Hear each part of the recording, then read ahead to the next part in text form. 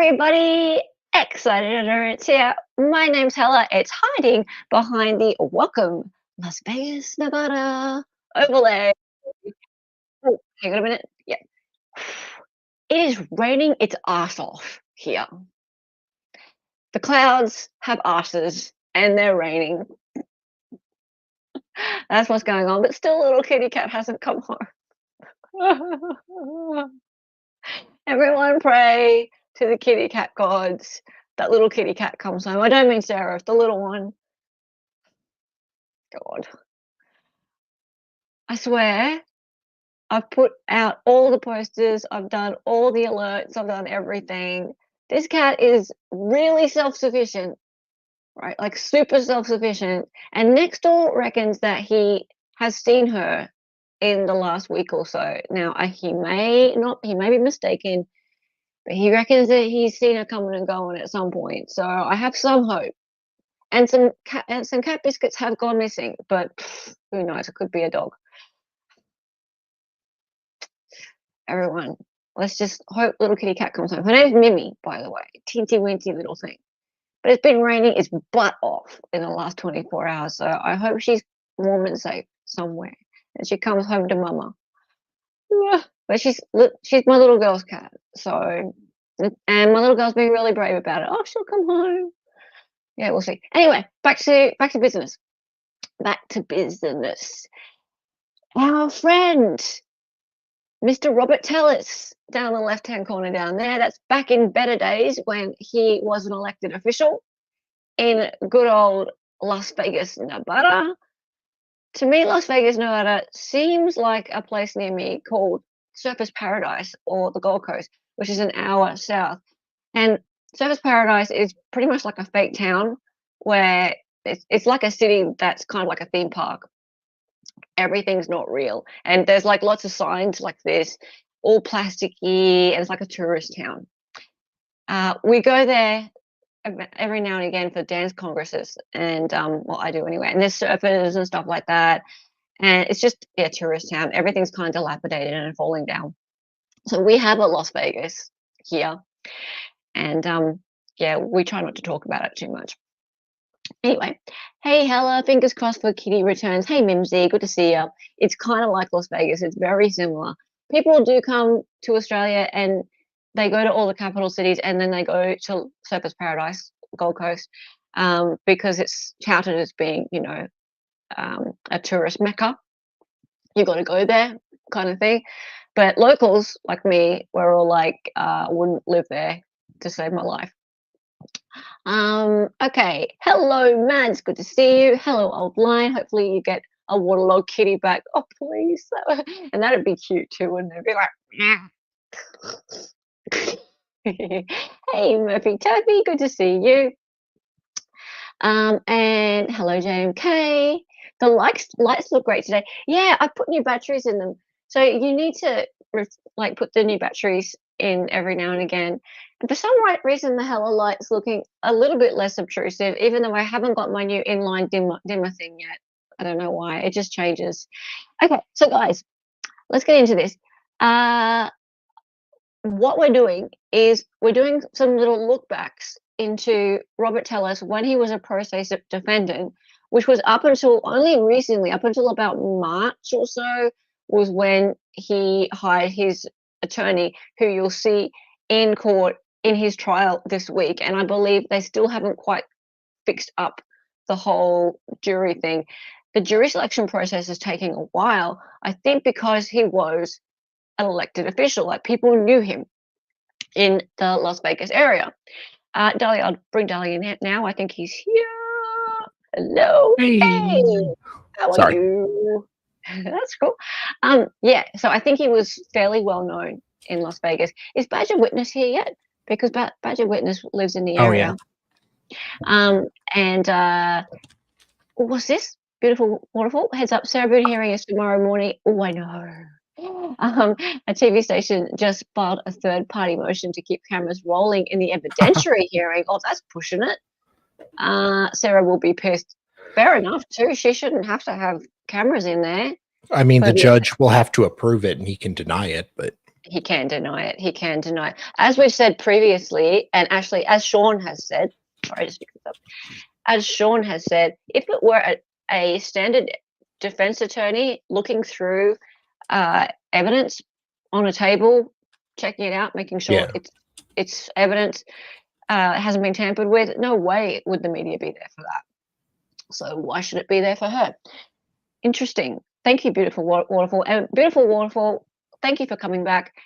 You are a boonophile and full of knowledge. Thank you for coming through this stream. Lovely. Yes. Okay, bogging with Boone. Good to see you, Murphy Turpy. Can you imagine how many people had contact with that probate office? It's got to be hard to find jurors. One of the jurors Hold said on. they had contact, or they knew who he was. They knew who he was. Yes, I saw. Did you read the other tweets I sent? Tweeting. Yeah, I in saw that the thread. tweets. Okay. Yeah. I can pull it up if you want. I can hear. Oops.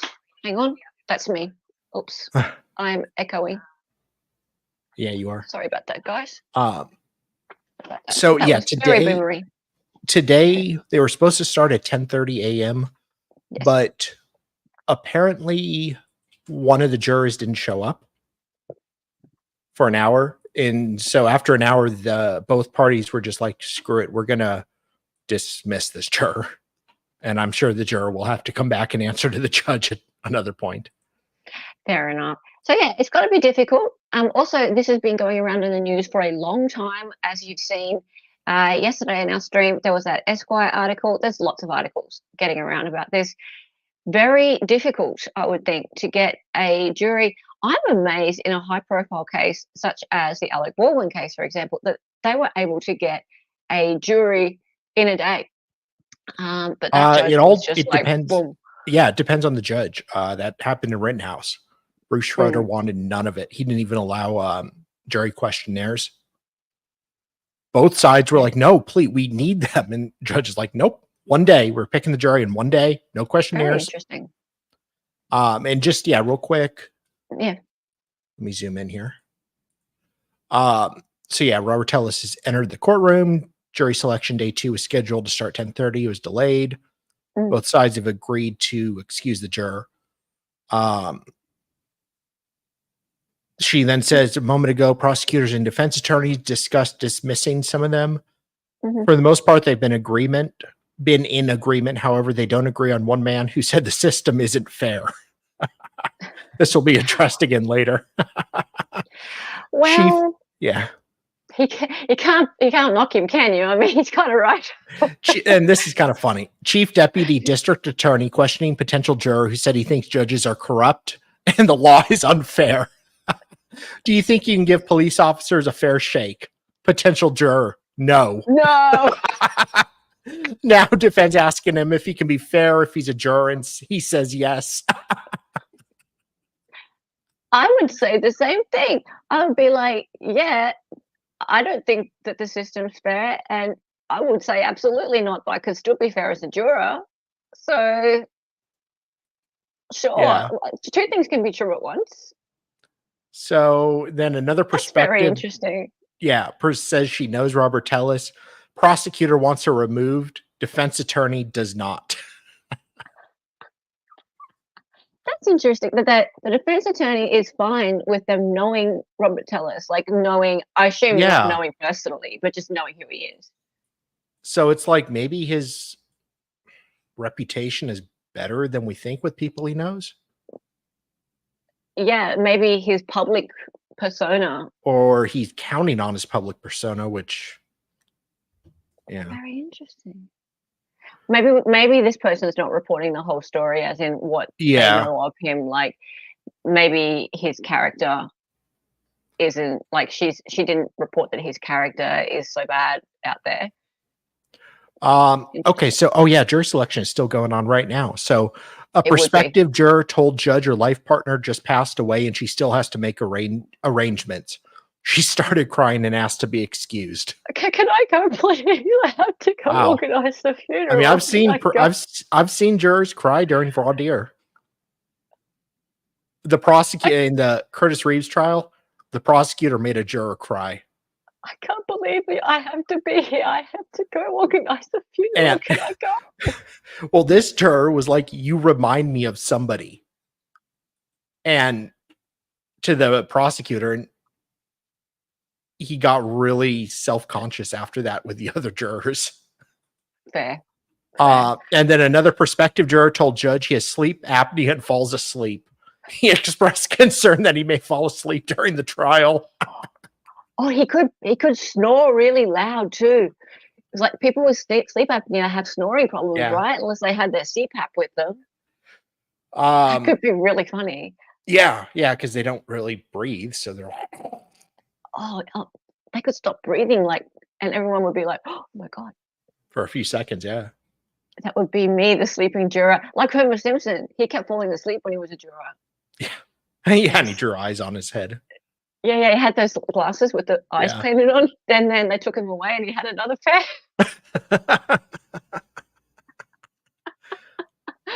Oh dear. Anyways, all right, cool. So, guys, and the other thing about it is there's so much stuff already out there about this case, right?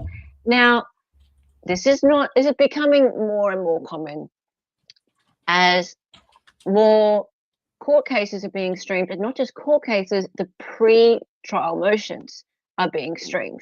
So we're watching these cases be played out in front of us in real time, and we're not just watching the trials, we're watching these motions that are happening prior. So we're getting to know these cases well before they go to trial, inside and out. And this is the case with this one. So I'm about to show you something that happened in January this year. And here he is when he was a pro se defendant, and he came forth to another judge, and I'm not quite sure what this level of judge was, but he came forth to another judge, and he wanted to boot Michelle Leavitt, Judge Michelle Leavitt, from the case because of her favoritism, misconduct, turning a blind eye to the prosecution hiding evidence. So basically Brady violations. And he's actually giving away really important information about the case. And I thought you guys would find this really interesting because he's going to talk about stuff that's going to be very pertinent to the trial over the next few days. And unless he testifies, you might not hear about any of this stuff.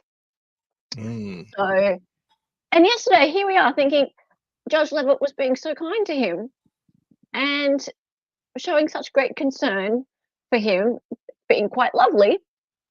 And a year later, here he is throwing her under the bus.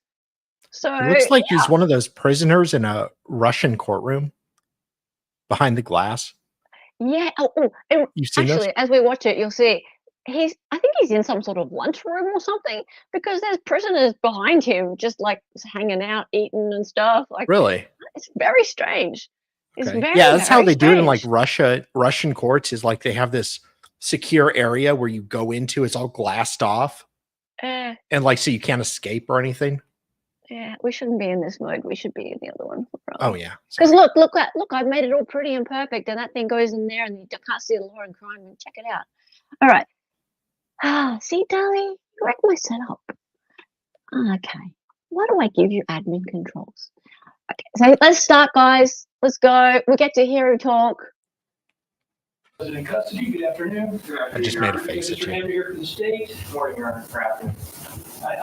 Can you turn up the volume? Yeah, I'm trying. Give me a second. Mr. Telles, this is off of your motion to disqualify Judge Leavitt.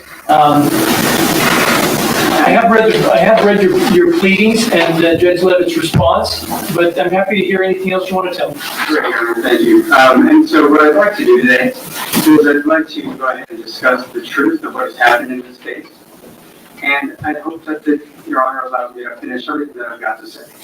Because as Your Honor knows, one of the core principles of our justice system is the pursuit of the truth. Now, I'm happy. I want to hear the truth, but I see see you have a big stack of papers in your hand, and we don't have time for all that today. Don't worry. I'm only going to speak to things that are absolutely relevant. Okay, go ahead. Great, thank you, Your Honor. So first I'll discuss Judge Leavitt's deep-seated favoritism, and I'll finish by discussing why she's engaging in this misconduct. Now, I understand that Your Honor might be inclined to grant or, to give her the benefit of the doubt. However, Your Honor, the misconduct that's occurred here is well outside the bounds of any reasonable doubt. Judge Leavitt, her favoritism is so deep-seated, she refuses to refrain from violating constitutional rights. And in turn, she's wasting taxpayer funds, and she refuses to acknowledge that as well. When, Judge Leavitt engages in intentional misconduct, often the resources of the appellate courts, additional resources of the state, and additional resources of the public defender are wasted. And that's not to mention when often those who are wrongfully convicted have to bring civil suits. Now, all of this comes out of the taxpayers' pockets, and given that Judge Leavitt has refused to stop violating constitutional rights, it seems she just doesn't care. And so, I think what is important here is to point out that it's, this has got to stop. But let me continue then. I want to talk about Waller v. Georgia. In Waller v. Georgia, the United States Supreme Court said that evidence suppression hearings are important means of both vindicating constitutional rights and also in fulfilling the public's interest in exposing police misconduct in our community. Now, here, Judge Leavitt willfully acted against these important interests by denying the hearing because she at the hearing would expose police misconduct. Now, to show that a hearing is required, the defendant must show that there was a false statement, a misleading statement, or omission of important fact in the affidavit that an officer presented to a judge, and that the judge granted that certain. That's actually, I'm interested to hear you say that old line. And by the way, if old line, you are a lawyer, and I appreciate having you in chat always. I like to hear your point of view. So you say, in my opinion, this is the appropriate way to hear a recusal motion, unlike Judge D. Thomas. I can never say this. Whatever. Glanville. Did tell my sisters this? Yep. And who all heard their own recusal motions. Of course, I can never understand how a judge can hear their own recusal motions. That makes zero sense to me. Like they're sitting there hearing their own recusal motion. Yeah. I'd like you to recuse yourself because you're biased. Denied. Yeah. I'm not biased. Yeah.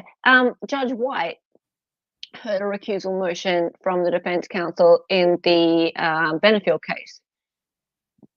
It was a stupid recusal motion anyway. Well, it was, yeah. It was dumb. But he's sitting there just going, okay, sweet. Yeah. Okay. So I'm interested also to hear how a defendant actually goes about finding another judge or asking for another judge to hear it. I'm guessing it's a Vegas thing where a different judge has to hear the motion if you request it. Yeah. What judge is ever going to be like, you know what? You're right. I suck. Yeah. You're right. I am biased against you. You're a piece of shit. Yeah. I'll go ahead and recuse myself. Exactly. So Darlie, I disagree. I don't think it would be a state thing at all. So I'm asking the question to Old Line Red, actually. So if Old Line Red could answer, if you know, how someone would go about asking for another judge to hear it. Maybe you're right, Darlie, but I doubt it. I would think that it would be a question of asking for that to occur. But yeah, that's very good point. Very good point. I've seen these recusal motions all the time. I've seen these recusal motions so many times and thought, this is stupid. Why are you asking them? It has been a state thing because it's happening differently in every state. Have you seen this occur? Is that right? I don't No, darling, I don't know. I just think it's... Stop it. I don't know, darling. I'm just saying that surely it can't be. Surely it can't be. Surely you can... Do I need to stop your access to the soundboard? I turned it off. Do you want me to keep going? Darryl Brooks Judge would have loved to get recused. We would have loved if she would have recused herself. That would have been fantastic. That thing would have been over much quicker and it would have been far less painful. But not as funny. Yeah, I couldn't watch it. In the end, I was just like, shut up. Woman, shut up. Based on that information. A good analogy for this is the review of a disputed contract. Now, when a judge has to review a disputed contract, the judge will strike any unconscionable or otherwise illegal terms and then review the document to see if a contract still exists.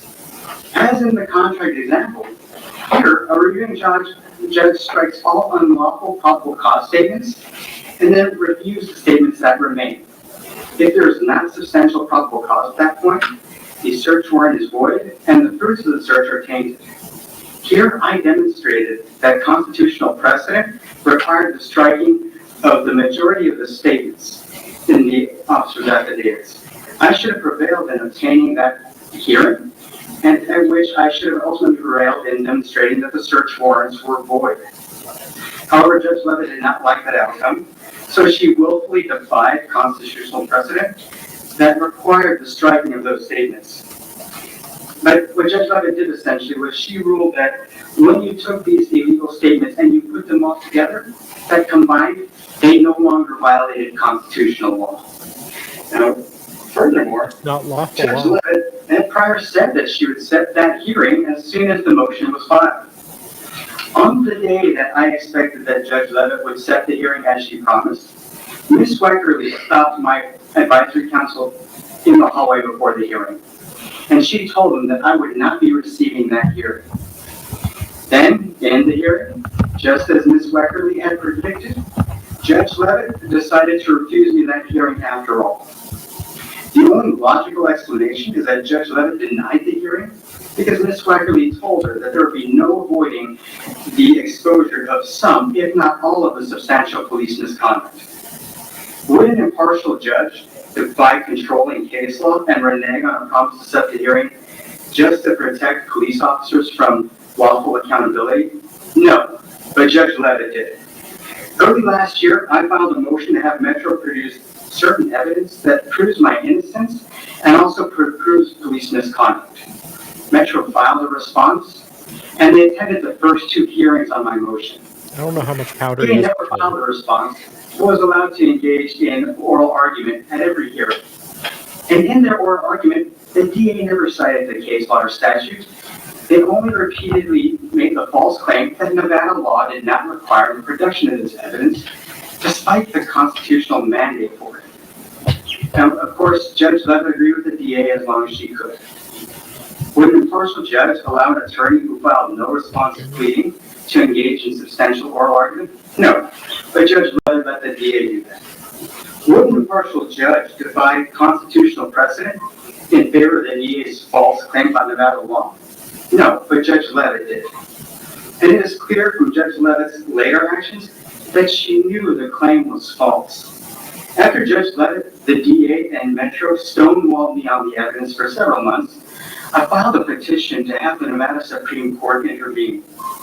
The week after Judge Leavitt received my petition, she immediately held another hearing on my motion.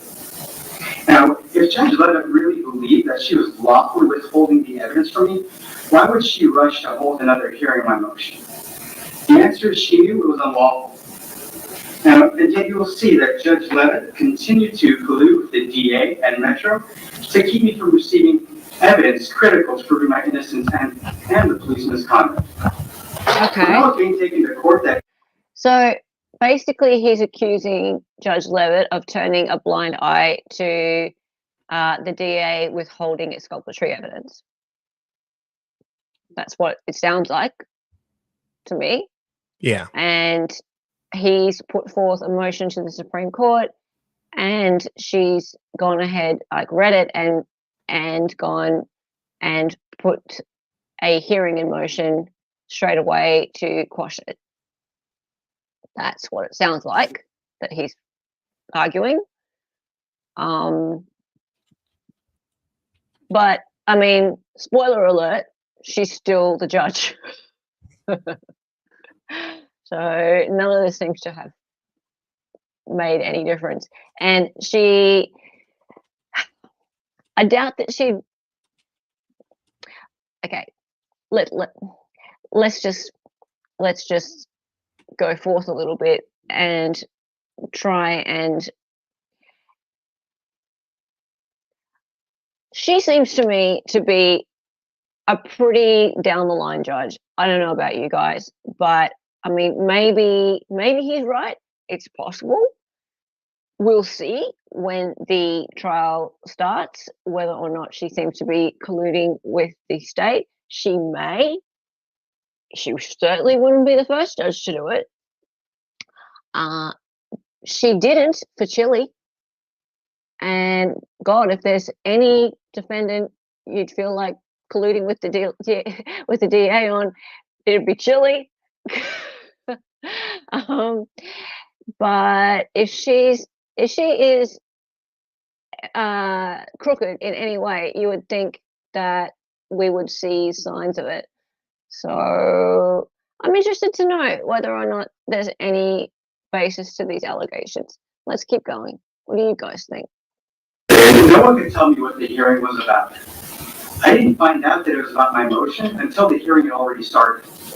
And only the Metro was only the DA was in attendance, not Metro. During the hearing, Judge Leavitt announced that the DA would be producing the evidence I was seeking and not Metro. And this was despite the fact that I had requested in my motion production by Metro with sworn certificates as to the completeness of the production.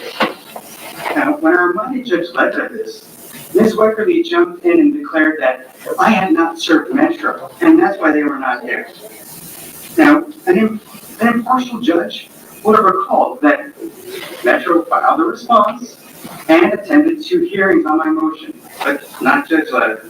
She immediately agreed that I had not served Metro.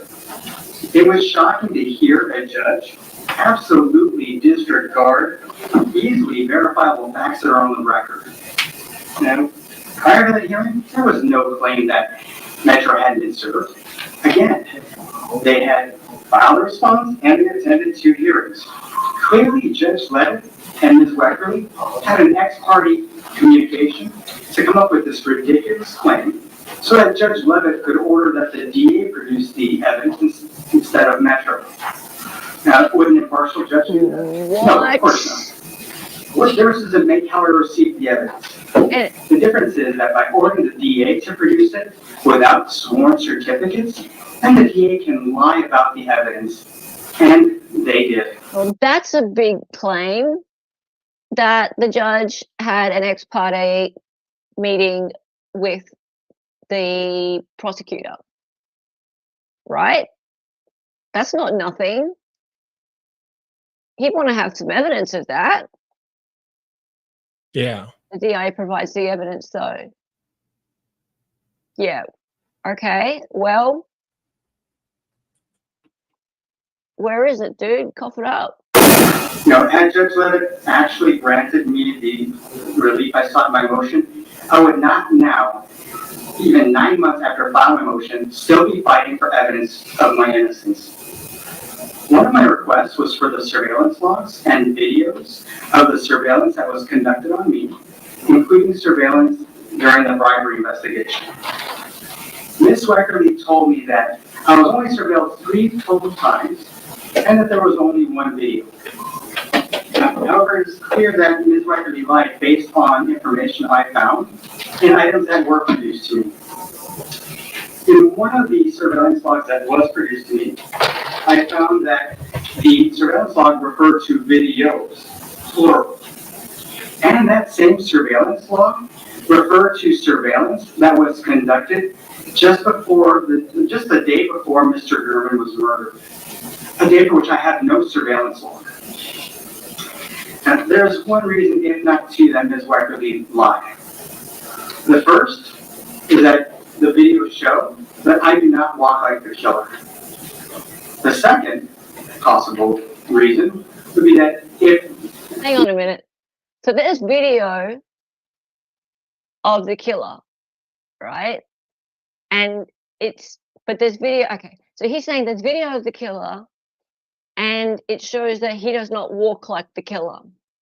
I've got to see this video. I can't wait to see this.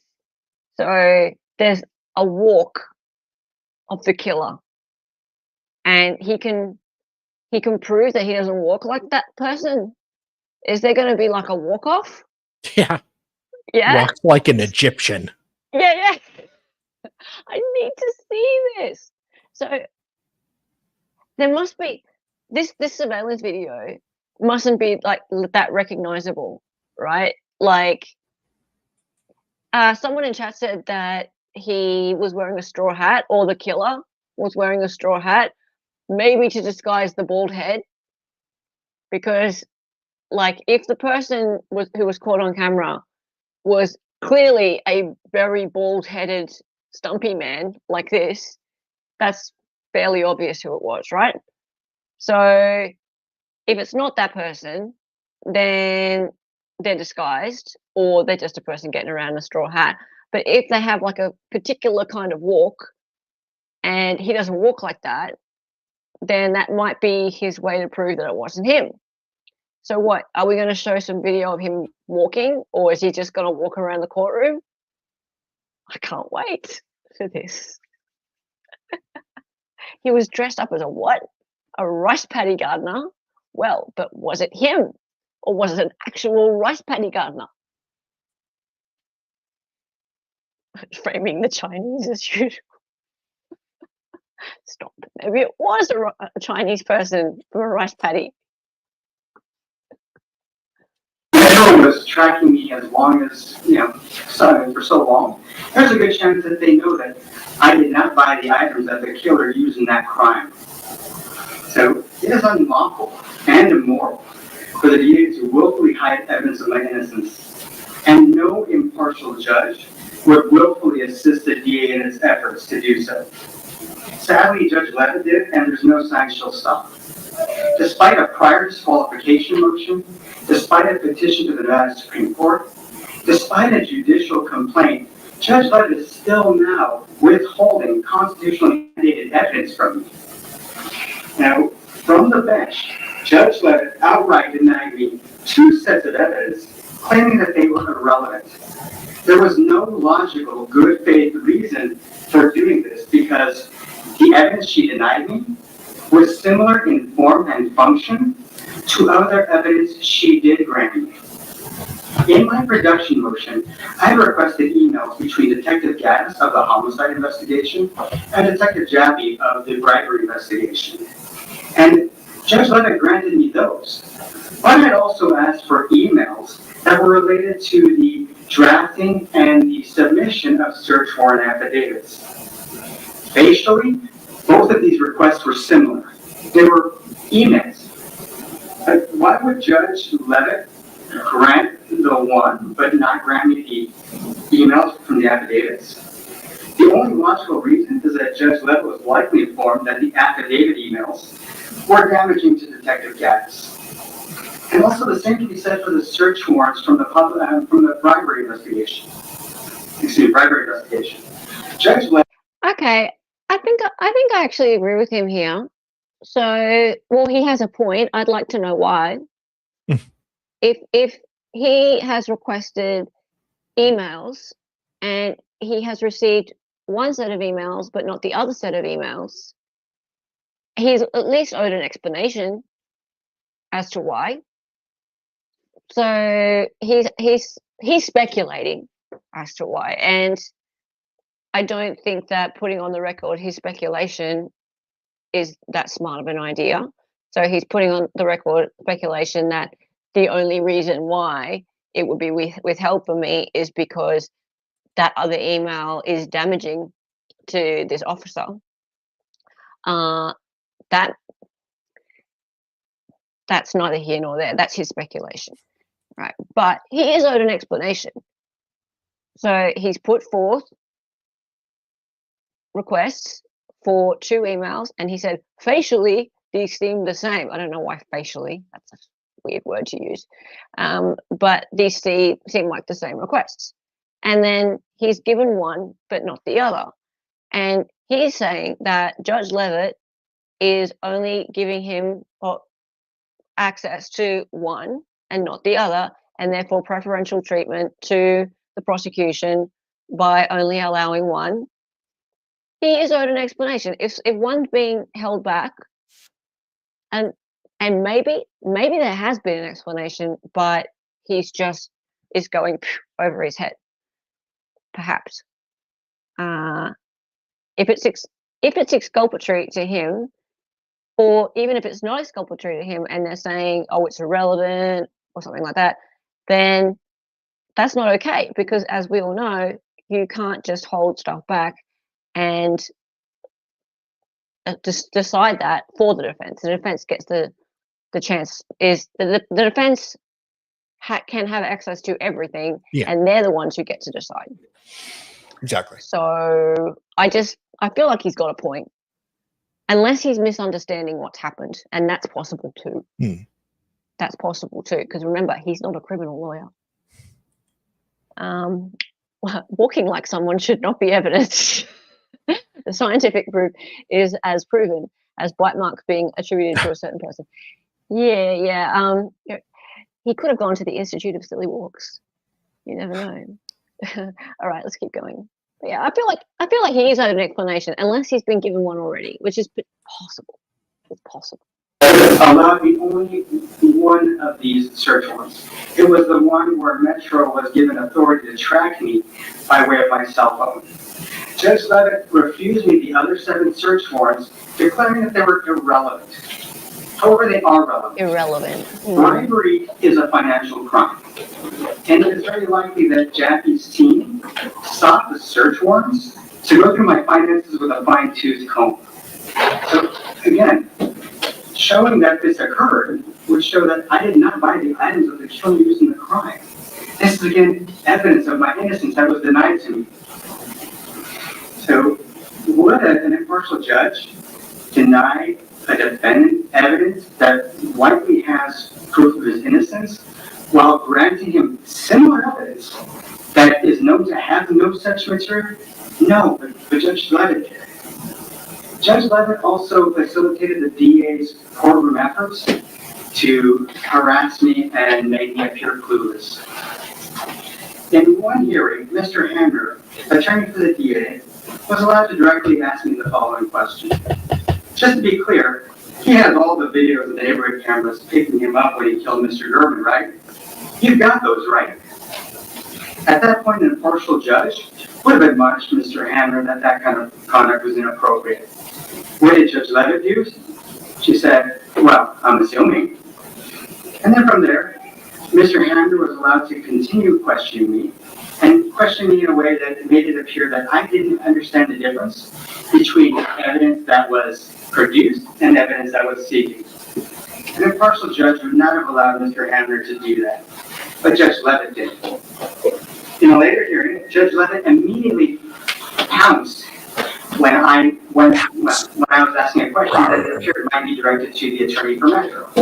So from that, you can see that she knew it was improper for one party to directly question another, much less for Mr. Hamner's purposes. So Judge Leavitt has facilitated the DA's unprofessional, immoral, and unlawful behavior in this case, and the DA has returned the favor by protecting Judge Leavitt from exposure of her misconduct. Now, as a citizen, I have a lawful right to request information from our government by way of Freedom of Information Act request, and I did. I requested from Clark County the appeal statistics for Judge Leavitt, and also emails between her, the DA, and Metro.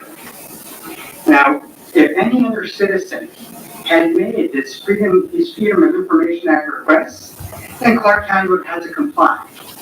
However, Assistant District Attorney Christopher Lawley blocked fulfillment of my request, lying about the law and the nature of my request.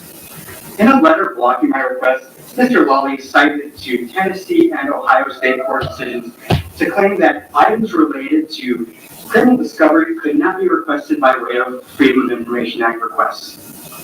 Never mind that even if the cases were applicable, the cases would not have given Mr. Lawley that authority to block my requests. Sir, this is a Wendy's. The fact that Tennessee and Ohio State laws do not apply in Nevada.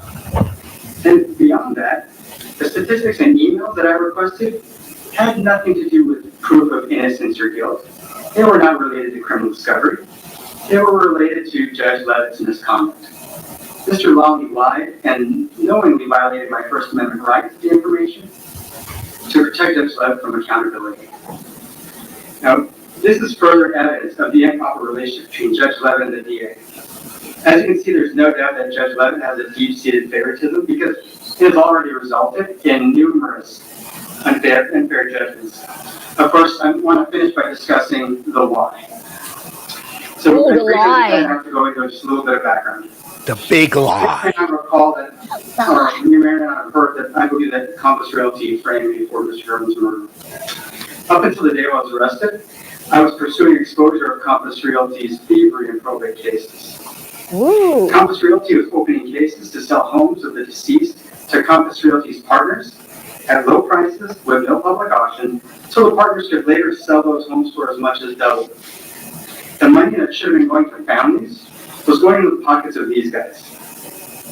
Someone was directing that the homes be damaged before the appraisals occur, so that these homes could sell to the partners for less. In a previous hearing, I mentioned the case of Rajab Abdul. This would be in Judge Leavitt's courtroom.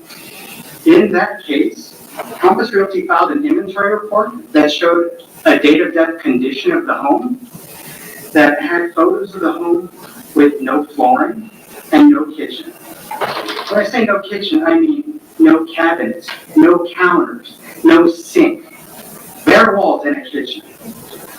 And this is one of their MOs for reducing values of the homes. And again, Your Honor, you'll see the point of what I have to say here very shortly. And the person who was in charge of this, I believe, was a man by the name of Adam Fenn, an agent for Compass Realty. And that information will be relevant in just a moment. In early 2022, I approached DA Wolfson by opening a criminal investigation into Compass Realty. He referred me to Detective Jaffe in the Public Corruption Unit at Metro. I met with Jaffe, gave him my materials, and his team went to work. Not long after that, Jaffe told me his team discovered that Compass Realty never reported personal property such as vehicle, jewelry, firearms, or other items of value, despite having opened over 200 cases. Now, Detective Jaffe told me his team would be setting up sting operations, documenting the items of value that were in the homes before Compass Realty had a chance to clean them out. And of course, obviously taking appropriate action once they built the case. The day or so after I talked to Jaffe, I spoke to Mr. Wolfson and told him the good news. Mr. Wolfson said he already knew. He said that he and Jaffe are good friends, and that he keeps on top of all of Jaffe's cases because those are the big publicity cases. Now, after that, I didn't hear anything more. Then recently I found out why I believed. I discovered that Adam Fenn of Compass Realty donated to Wolfson at the end of March 2022. Not long after my conversations with Wolfson and Jaffe. Wolfson's first quarter 2022 contributions and expenses report that shows Adam Fenn's donation is available for public download at the Nevada Secretary of State's website. The donation is on page 4 of that report. Also available for download is my successor Rita Reed's second quarter report that shows that Compass Realty donated to her, and Adam Fenn also donated to her 2 weeks before Mr. German's first article. So the investigation into Compass Realty went nowhere, and later when I continued my work against Compass Realty, Detective Jaffe opened a sham investigation into me, complete with surveillance. And this was just a little less than a month before someone murdered Mr. German. What? You can see why maybe Mr. Wolfson wants to be convicted at all costs. Why he wouldn't mind it, or why he may regularly and hammer lie and break the law to convict me. What? Now, I imagine that he didn't want me to discover and expose that Adam Fenn, the man that we were all trying to work together to build a case against, was giving him a donation. Interestingly, another attorney told me that Wolfson had been known to take donations in exchange for leniency. And I checked a handful of names on Wolfson's second quarter report and found that donors Sol Sayek and Leonard Ambrosino had both been convicted by Mr. Wolfson in the past. It's kind of strange that these gentlemen would donate to the man that convicted them year after year.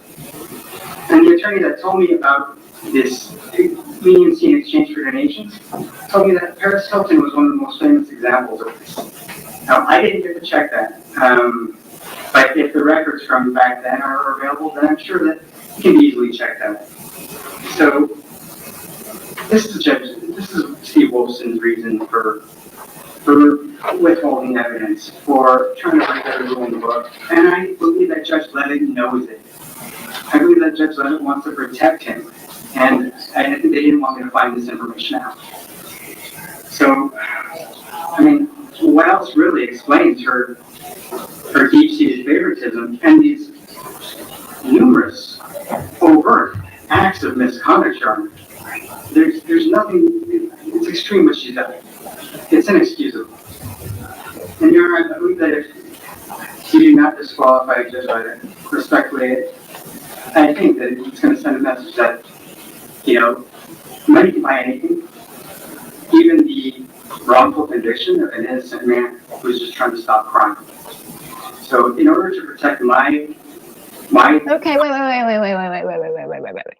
So he's trying to say that he was the one trying to stop criminal activities, and so that's why he got framed for the murder of this journalist. And that the judge is being bribed. Bribed? I'm not sure whether he was alleging that or not, but she knew about it at least. And so that's why she has favoritism towards the prosecution, and therefore she should be recused. But that's not the worst part of it, actually. Like, the recusal of the judge is not the biggest part of what he just said at all. He just said that there was this realty company, and they were selling off deceased properties for double the amount that they were really worth, because they were actually valuing them super duper low. They were even damaging them prior to putting them on sale. So they were not valuing them at the value that they were really worth. They were gutting them even, and then selling them much higher. And then he reported them to this particular investigator, and then the investigator and the realtor turned out to be friends, like they were mates. And then this journalist got involved, and the investigator put this guy, Telles, under surveillance a month before the journalist got murdered. There was a surveillance operation on this guy. So that's how there was like video and stuff of him getting around. That's what I'm gathering. I'm going to have to watch it back. But so he's saying that he was framed, which I'm not buying it yet. Don't worry, guys. I'm not on like a Justice Robert Telles thing yet, right? Yeah, it goes all the way to the top. Yeah, I'm not there yet. I'm not buying his story just yet. Yet. No, not yet. Not yet. But hey, look, innocent till proven guilty always, right? Innocent till proven guilty always. But, and also, I certainly am not buying the whole Judge Leavitt is favoritism and misconduct and all that kind of stuff, because I think Judge Leavitt probably is sort of caught up in the middle of all this garbage. We'll wait and see. From what I can tell, Judge Leavitt seems to be pretty straight down the line. if she let Chili out, I mean, come Yeah. on, he's the most insufferable defendant ever. So she saw that the prosecution messed that up, and she was completely unbiased in that regard. So I don't really buy this guy's points regarding that. But I don't trust DAs, don't trust prosecutors, don't trust the cops, don't trust any of them. So this is, it's starting to sound a bit stinky to me. Starting to sound a little bit stinky. Yes, Hella, innocent till proven guilty, but lol. But what? But what? But what? What is it? There's DNA under his fingernails. So what? I mean, it depends. It really depends. You can have all sorts of DNA getting around everywhere. I don't trust DNA either. I don't trust DNA either. I want witnesses. I want to see this surveillance video. By the way, how do you guys all know about the hat? Have people seen this? I haven't seen it. I've heard it. I don't know too much about it. You guys know, people in chat, you guys are talking about the hat and what it looks like. Have you seen chat? Guys, can you tell me? How do you know what the hat looked like? Because I haven't seen any video of the hat. I'm really working on my ever in an Aussie accent, and I'm getting there. Ever. Ever, ever, ever. You try and say it, darling? I'm sorry? Can you say ever? For Ever? Me? No, like me. Ever? Ever. Try and say ever. Ever. Ever? Yeah, that's Ever. Yeah. Ever. You saw it somewhere, Hella. I can't remember. Was there a 48 hours episode? See, this might be it, half Irish. See, there's been documentaries, and when I hear that there's been a 48 hours episode or a Dateline or a 2020, that's when I know why people think he's guilty, because there's been the dramatic music and all that kind of thing, right? It's been hyped up. Now I'm starting to work it all out, right? Now I'm working it all out. I'm going to kick him off. He's fallen asleep. He's not even going to notice anyway. Wait till he gets back and he's going to be like,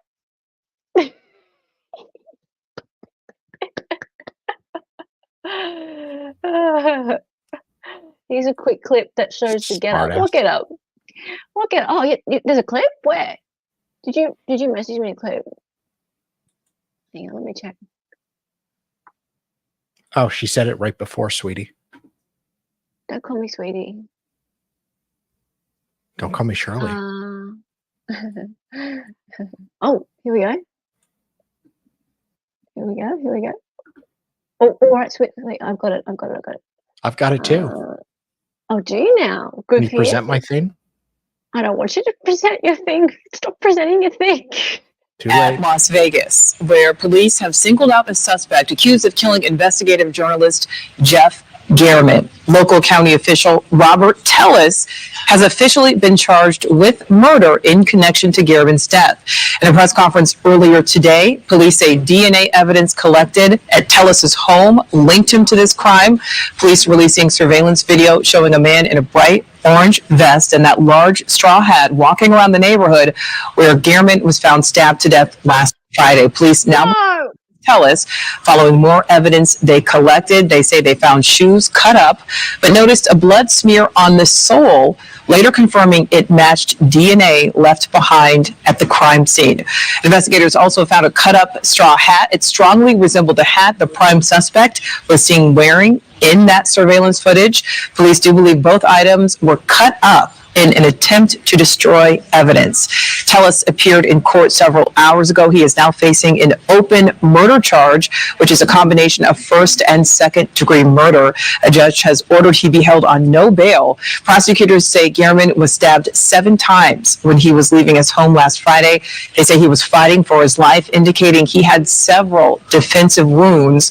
Also, DNA from German's hands and fingernails matched Telles's DNA at the crime scene. Telles is due back in court next week. Thank you for watching. Go to newsnationnow.com to find News Nation on your television. Please, no. Can we go back to the bit with him walking, if that was him? Can we go back to the sombrero walk? You want me to? Please. Go back? I want to see the sombrero walk. Did they show it? Yeah. Oh, they did. Yeah. Okay, ready? He should be sued for cultural appropriation.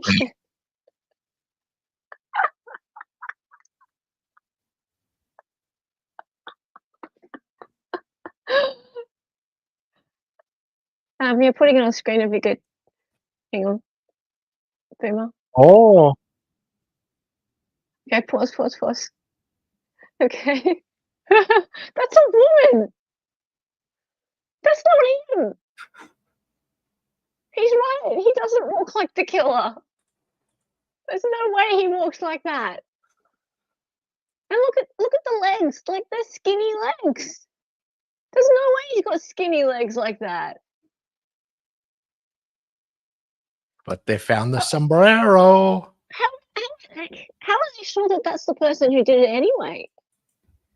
Well, the DNA and everything else. But DNA. Wait. This person's just walking down the street in broad daylight. How do they know that that's the person that did it? Bright orange vest and that large straw hat, walking around. I don't get how that connects with the crime scene. That's funny though. Like, maybe it's like Rosario. It looks like a woman. Don't you guys think it looks like a woman? Like, look how small this person is. Look at the tiny legs. I don't buy it. Sorry. I've never seen Telles walk, but I don't think that is right, young? Well, we don't want to assume their pronouns, young. That, like, yeah, don't call me sir. That's like a stab in the heart. His wife's car was on video, I think. Yeah, it looks like an Asian woman, and that's nothing to do with the sombrero or the straw hat or whatever it is, the rice paddy farming connotation. I don't buy it. All right, can you please, do you mind fast forwarding to the bit where they put like the evidence in the dot points? Mm-hmm. Yeah, Tom. Robert Telles held on bail. That's it. German stabbed 7 times when leaving his house. German fought for his life, had defensive wounds. Okay, so really the biggest thing they're saying here is DNA from German's fingernails, hands match Telles. That's it. That's all they got. Yeah. I don't trust DNA, especially like DNA. They haven't mentioned what kind of DNA it is. DNA can be anywhere for any reason. No, don't buy it. They'd have to show me what kind of DNA. And I mean, are we talking chunks of DNA? Are we talking hair? Are we talking skin? Or are we talking just like a teensy little speck? Because did they shake hands at some point? Don't know. I want to know. Is there a murder weapon? Where's the murder weapon? I want to know. So yeah, I don't know.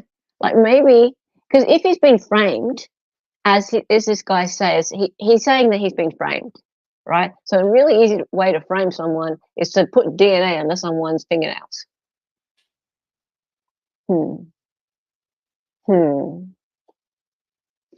Yeah.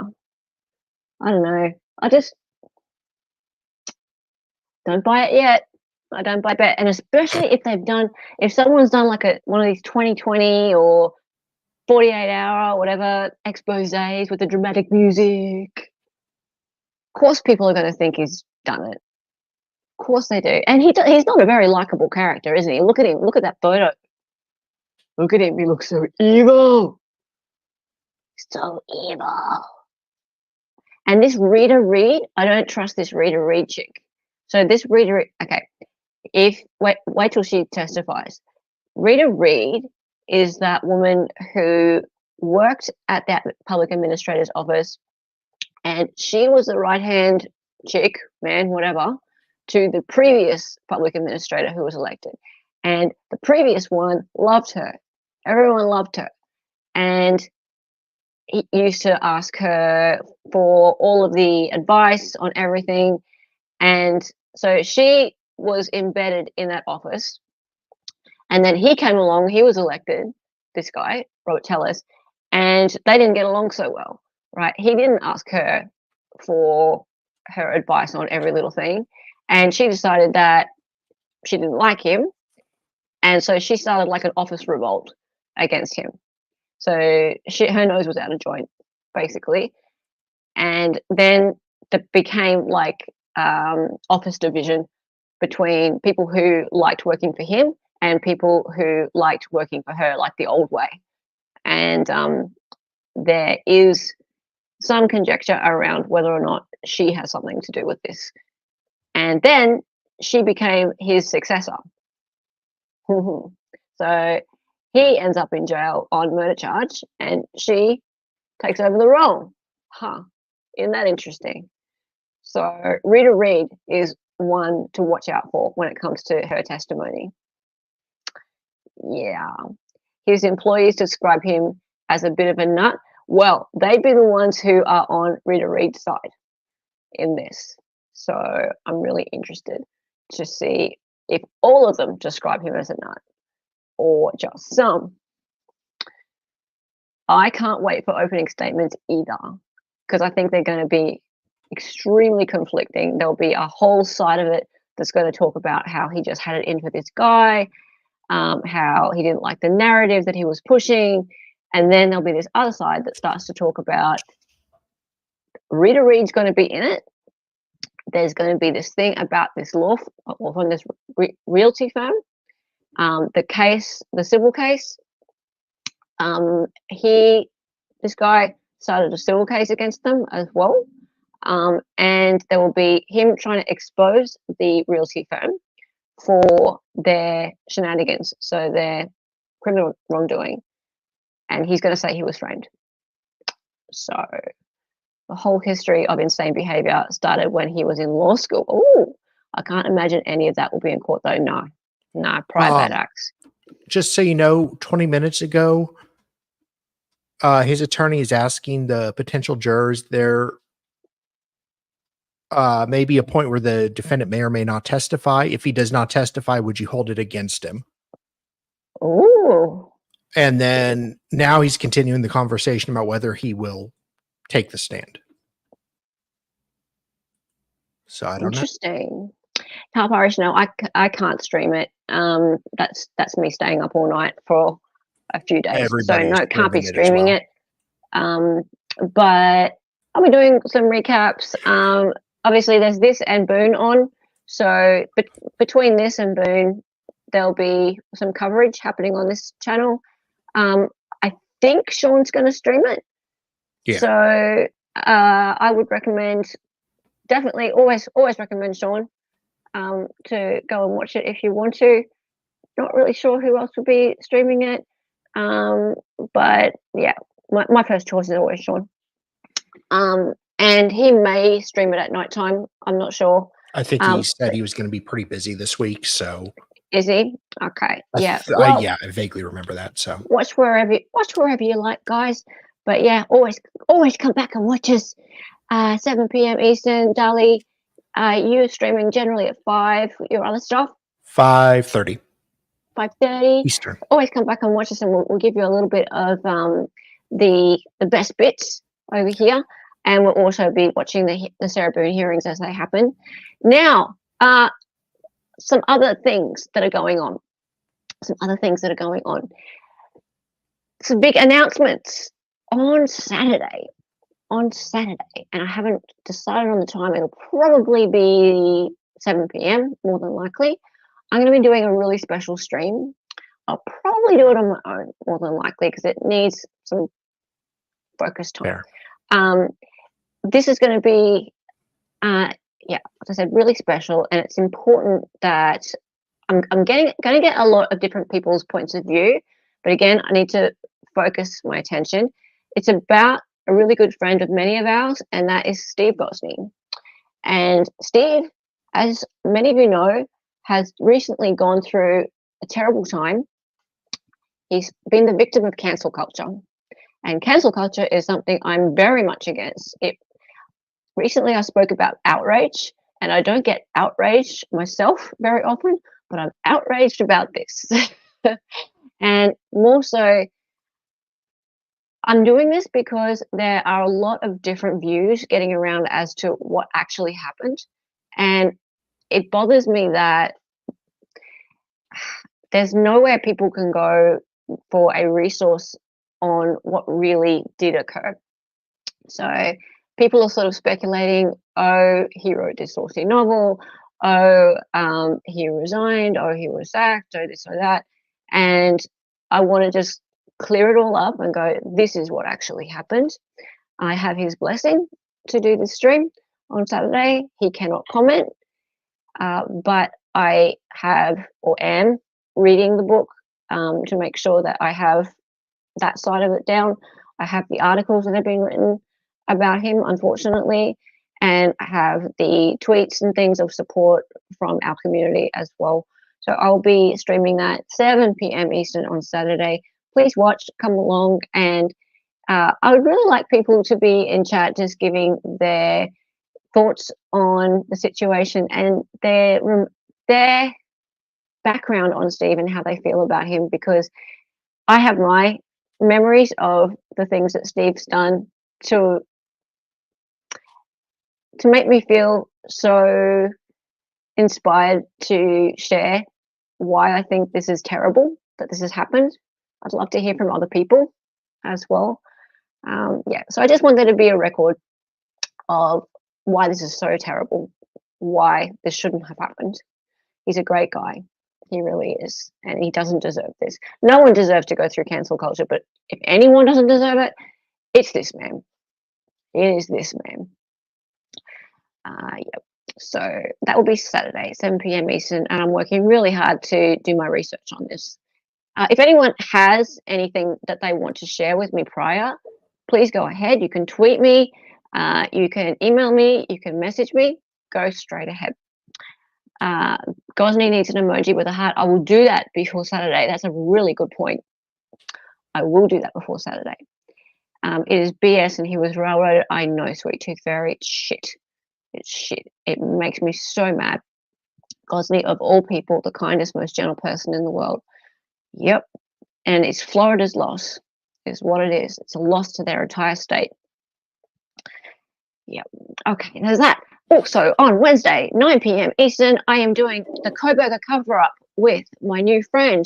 Her name is Kathy, and she has a podcast called The Indie Zone. If you have a look at my Twitter, you'll see I have posted one of her most recent episodes. It's under 5 minutes. All of her episodes are under 5 minutes. I will be sharing more of them, and I can't wait to stream with her. She knows the Idaho 4 documents, or the Coburger documents, inside and out. We're going to be mainly talking about the suppression of the IgG information, so the genealogy information in the Coburger case, but other things as well. Can't wait to do that. It's the first in a series. So that starts Wednesday, 7 p.m. Eastern. And tomorrow, not 7 p.m. Eastern, 9 p.m. Eastern, tomorrow is Sarah Boone. So I'm streaming twice tomorrow. So 7 p.m. is Sarah Boone and 9 p.m. is Coburger. So I really have to hurry up and get all my streams up. I've got my Coburger one up, but Sarah Boone, I haven't got that one up yet. So busy day tomorrow. Busy day tomorrow. Yeah. So much going on. Thank you guys all for being here. Really appreciate all of you. And that's about it. Over and out. Unless you've got anything you want to talk about? No, not today. Or not tomorrow. Not today? Okay, cool. Alrighty. Thank you guys. And time for the song. It's time for the song. It's time for the song. Where are we? It's at the top. No, it's not. It's at the bottom. It's it. Her name was Ella. She was an RP. She was a fake lawyer from the future. She got on YouTube and made some live streams. The co-host is Dolly and she dances sometimes. The words are always so loud and because she's an 803.